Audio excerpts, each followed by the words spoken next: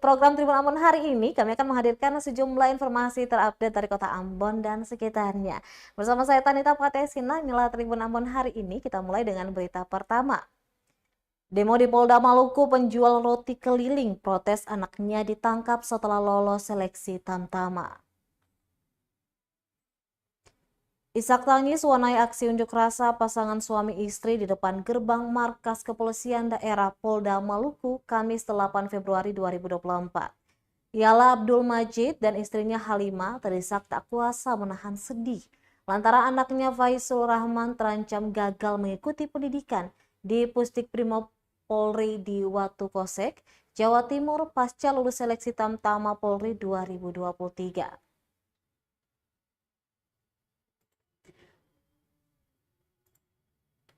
Serupa aksi bisu, Abdul dan istrinya yang hanya seorang penjual roti keliling.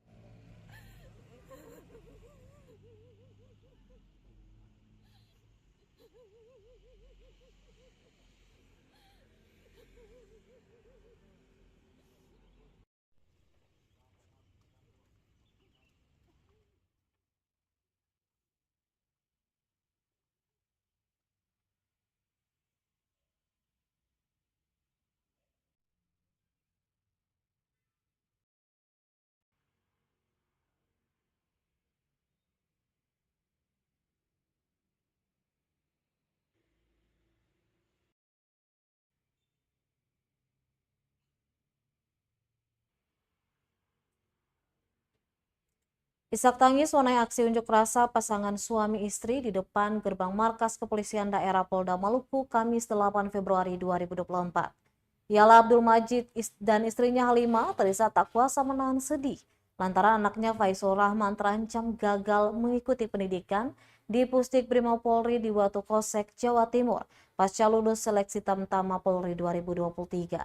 Serupa aksi bisu, Abdul dan istrinya yang hanya seorang penjual roti keliling membawa poster berisi pertanyaan tentang nasib anaknya.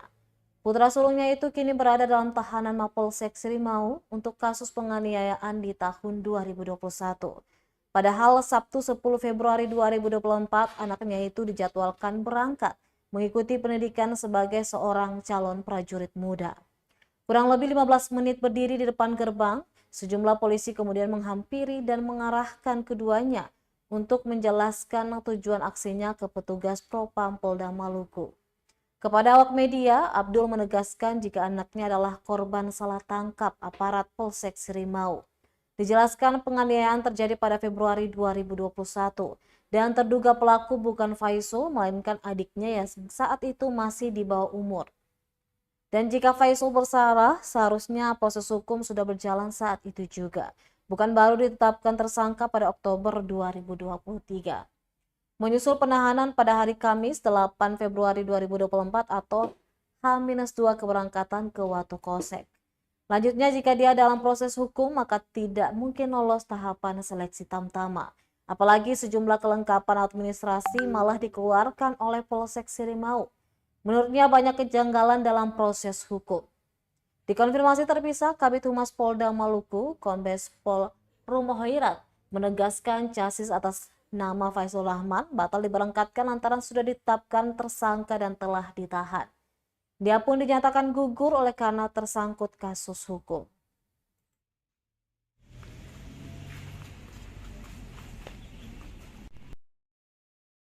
Bisa berangkat, apakah Kapolda bisa bertanggung jawab?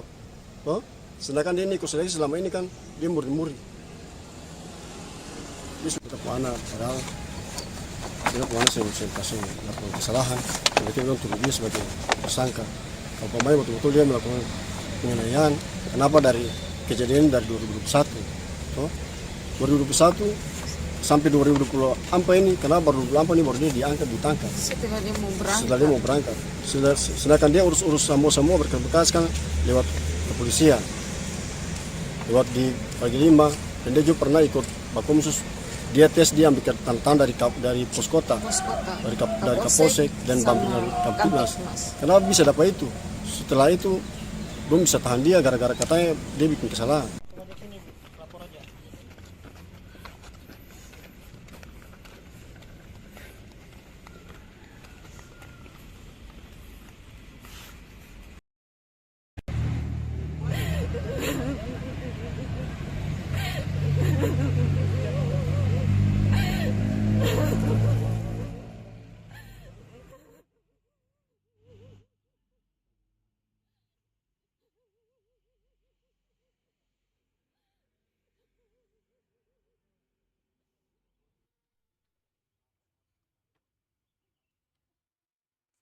Lolos Tamtama Polri, Faisul malah dijadikan tersangka atas kasus tahun 2021.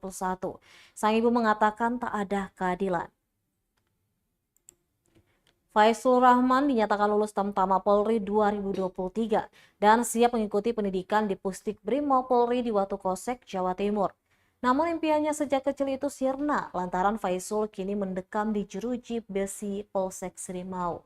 Abdul Majid dan istrinya Halimun pun mendatangi Mapolda Maluku guna menuntut keadilan atas anaknya yang bukan pelaku tetapi ditetapkan sebagai tersangka. Sang ibu Halimah terkoyak hatinya saat mengetahui cita-cita buah hati harus kandas lantaran cacat prosedur hukum. Selaras dengan itu, Abdul menegaskan jika anaknya adalah korban salah tangkap aparat Polsek Seremau. Sebab pelaku dalam kasus dugaan penganiayaan pada Februari 2021 itu adalah adik Faizo, Haidar Ali, yang waktu kejadian masih di bawah umur. Menurutnya banyak kejanggalan dalam proses hukum. Ia mengatakan jikalau Faizo bersalah dan dalam proses hukum maka sudah pasti dia dijegal dalam proses seleksi Tamtama. Apalagi sejumlah kelengkapan administrasi malah dikeluarkan oleh Polsek Serimau. Mau tanding untuk Tidak adil, tidak ada keadilan dari polisi pos pada, kota. kenapa pada saat mau berangkat dari tanah baru bilang dia tersangka pelaku. Tersangka. Sedangkan dari Baik dulu itu perlu dituntut, baik Maruapei yang jahat. Setelah dilakukan mediasi di dalam gimana? Kami sudah mengadakan mediasi berulang kali tapi tidak ada. Sebab kita mediasi dengan bukan orang yang korban sama kakaknya. Sementara korban disembunyikan oleh kakak-kakaknya.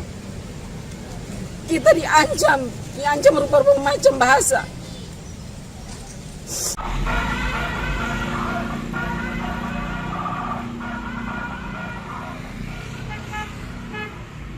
Saya cuma maju di muka kali kata ada baru mau ambil gambar video gini.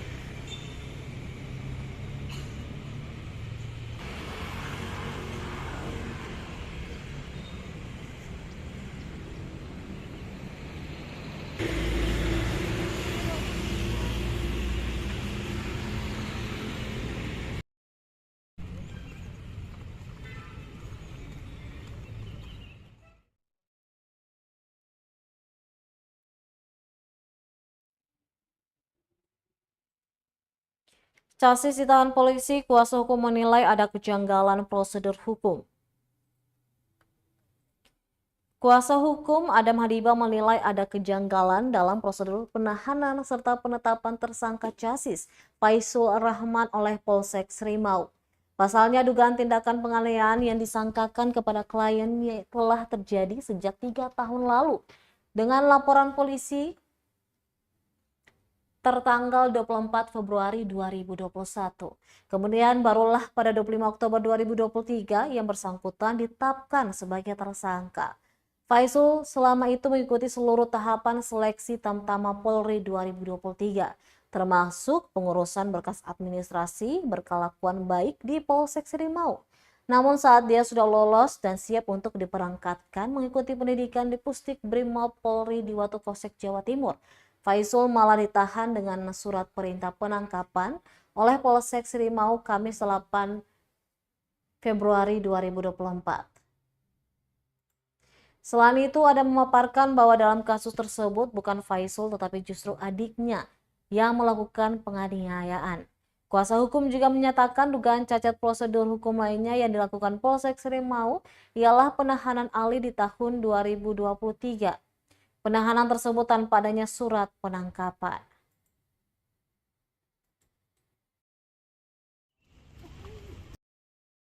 Hukum dengan keluarga ada 2 poin yang tadi kemudian kami sampaikan. Yang pertama, kami menuntut keadilan soal proses penyelidikan yang dilakukan oleh Polsek Sirimau terhadap klien kami Fai, terhadap Fai yang 2 hari ini mau diberangkatkan untuk pendidikan polisi.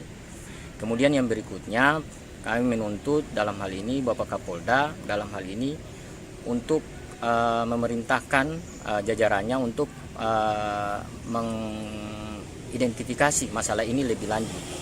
Karena terkait dengan masalah ini kejadiannya ini sudah 2021. Kejadiannya ini sudah 3 tahun, yang mana setelah saya ikuti di 2023 ternyata ada Fai ini dalam hal ini kita belum tahu, ini dia belum ditetapkan tersangka pada saat yang saya tangani itu. Jadi begitu. Jadi ada 2 tuntutan yang saya pertegas di sini. Yang pertama tadi, kemudian yang kedua itu meminta Kapolda untuk memberangkatkan dalam hal ini klien kami. Gitu.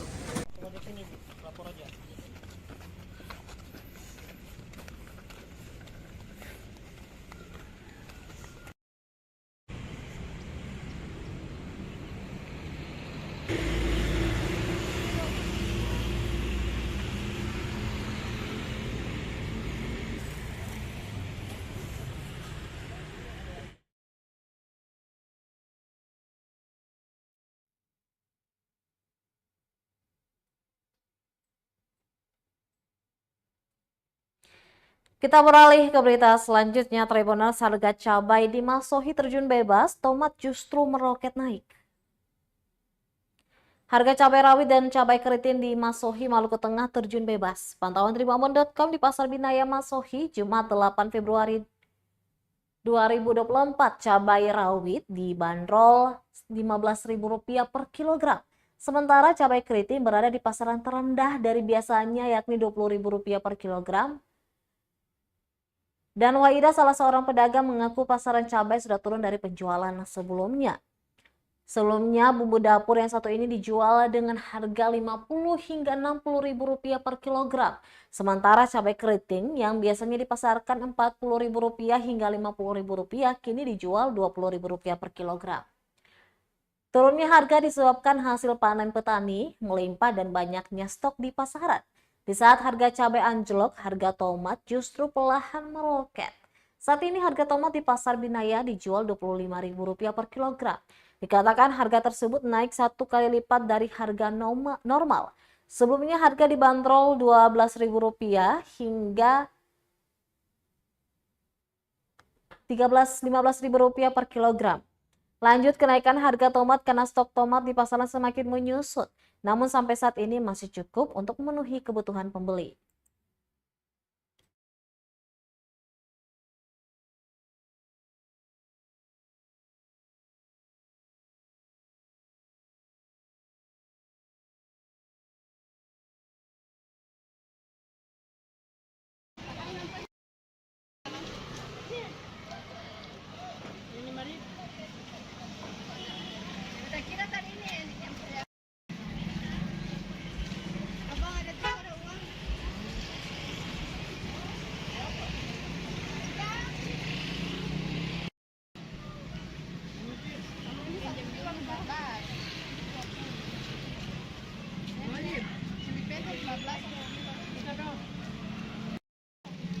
Ini akan turun berapa hari nih?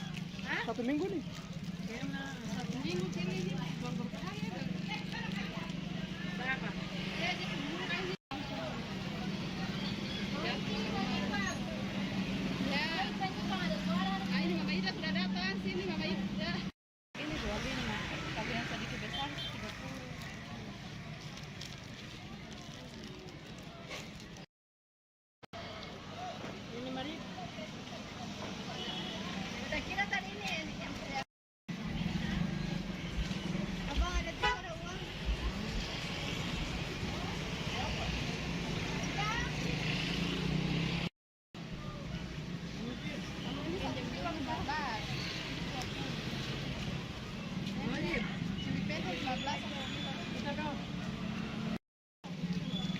turun beberapa hari nih. 1 minggu nih.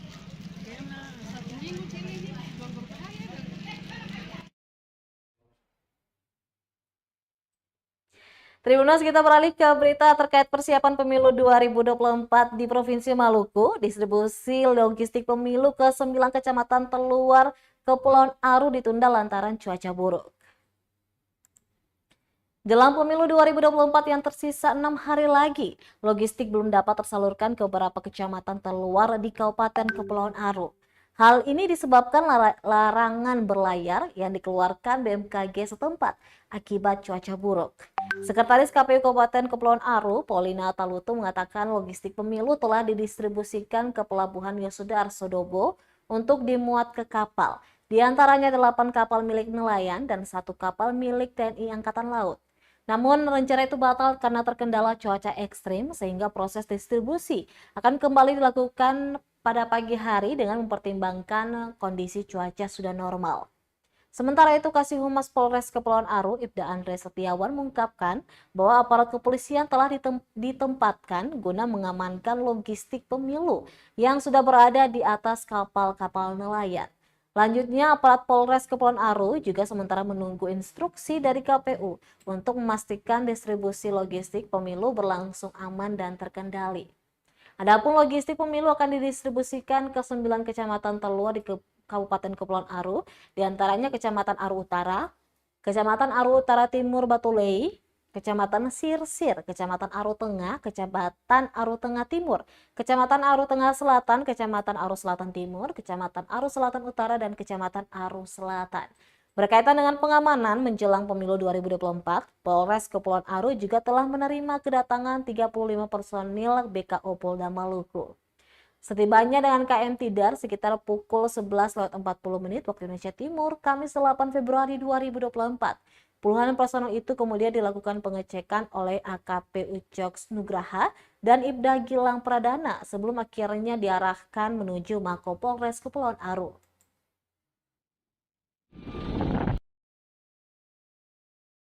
Telah mendistribusikan logistik KPU ke Pelabuhan Yosudarso dengan angkutan nelayan. Di situ ada 8 angkutan nelayan dan 1 kapal angkatan laut. Kami akan rencanakan distribusikan hari ini, tapi kendalanya cuaca ekstrim yang dikeluarkan oleh BMKG. Maka kami akan mendistribusikan pada esok hari ketika ada cuaca yang membaik. Demikian. Terima kasih, Bu. Terkait dengan kotak logistik yang sudah berada di kapal pengangkut, baik itu di kapal pengangkut nelayan maupun kapal angkatan laut, kami dari pihak Polres Kepulauan Aru telah menempatkan personil untuk melakukan pengamanan di kapal-kapal tersebut. Kami juga masih standby dan menunggu instruksi daripada KPU, saling berkoordinasi dan menunggu cuaca yang direncanakan akan diberangkatkan besok ke kecamatan-kecamatan yang berada di Kabupaten.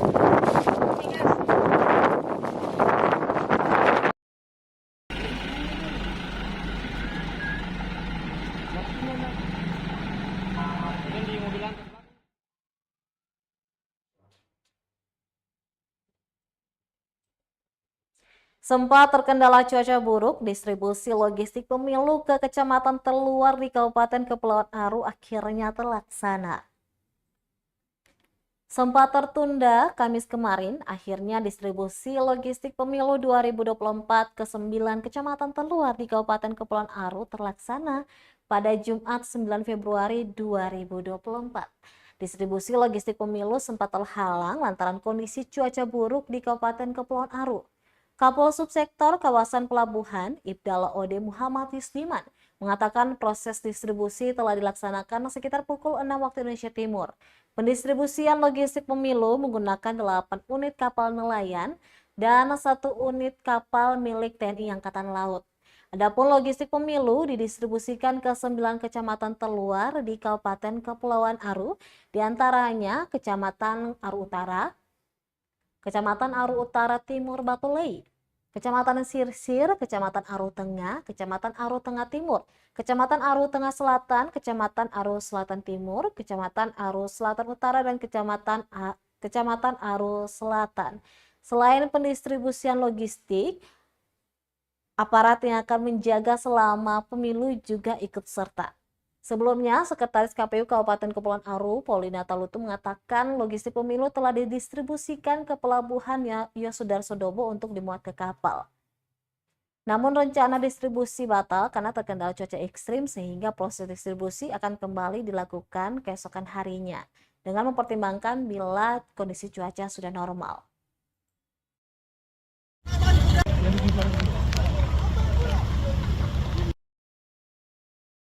Pada pagi hari ini, Jumat tanggal 9 Februari 2024 telah diberangkatkan 8 unit kapal nelayan dan 1 kapal angkatan laut yang semuanya mengangkut logistik KPU beserta personil Polri dan penyelenggara pemilu menuju ke 9 kecamatan yang ada di Kabupaten Kepulauan Aru.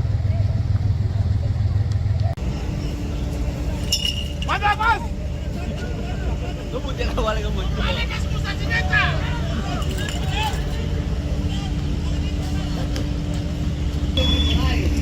Yang di depan abang langsung kiri.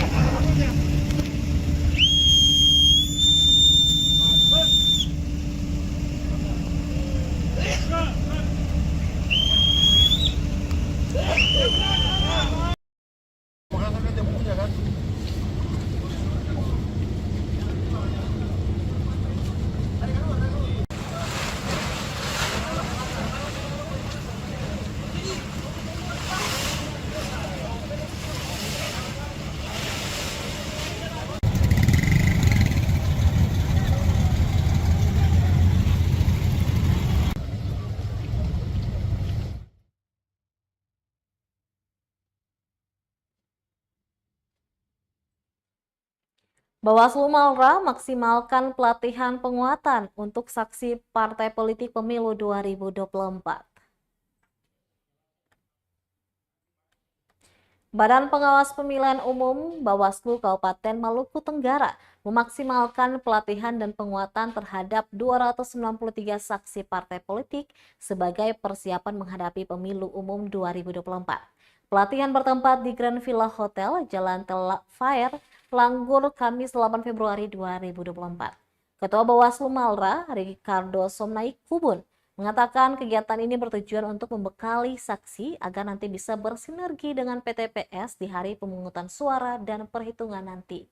Menurut dia, kendala dari Bawaslu sendiri memang keterbatasan personil di mana satu TPS hanya satu PTPS yang harus hadir di TPS dibuka hingga usai pada perhitungan suara nanti.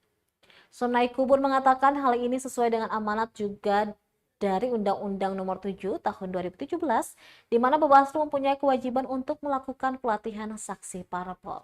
Sementara itu, Ketua Bawaslu Demisioner Malra Maksi Ledeu sebagai pemateri pertama memaparkan aplikasi Sirekap dibuat KPU untuk memudahkan akses informasi yang akan dikirimkan secara online langsung ke server. Jangan tanda tangan, pasti nanti baru menjawab itu. Pemahaman yang keliru. Negara ini tunggu dulu tanda tangan. Ini pengalaman dari pemilu ke pemilu. Ketika berita acara mau ditandatangani, kita menunggu. Maka sekarang untuk pemilu ini bisa berjalan dengan baik. Lalu kemudian pemilihan presiden, wakil presiden, DPR, DPD, dan DPD provinsi, DPD kabupaten kota.